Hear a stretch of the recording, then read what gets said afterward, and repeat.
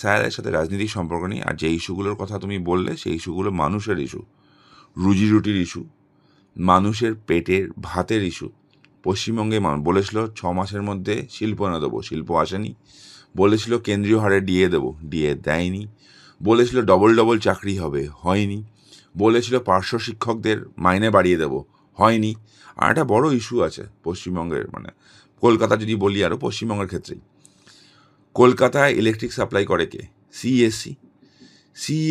এই CESC রাজস্থানেও supply করে। রাজস্থানে সে 4.5 টাকায় সাপ্লাই করতে পারছে, কলকাতায় 7 টাকা 30 পয়সা পার ইউনিট নিচ্ছে। কেন? কলকাতায় মাল্টিপ্লেয়ার ইলেকট্রিসিটির কেন আসছে না? যদি মাল্টিপ্লেয়ার আসে কলকাতায়, মাল্টিপ্লেয়ার আসলে কম্পিটিশন হবে, ইলেকট্রিসিটির দাম কমবে। মমতা বন্দ্যোপাধ্যায় করতে দিচ্ছেন না কেন? তার কারণ হচ্ছে ওই গৌতম কুণ্ডুরা জেলে যাওয়ার পর, সুদীপ্ত সেন জেলে যাওয়ার পর, এই গোয়েঙ্কা মমতার কাছ থেকে কিন্তু রেগুলার ছবি কেনে।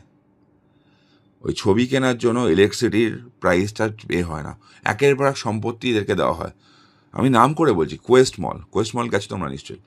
কোয়েস্ট মলের ল্যান্ডটা একটা লাক্সারি মল।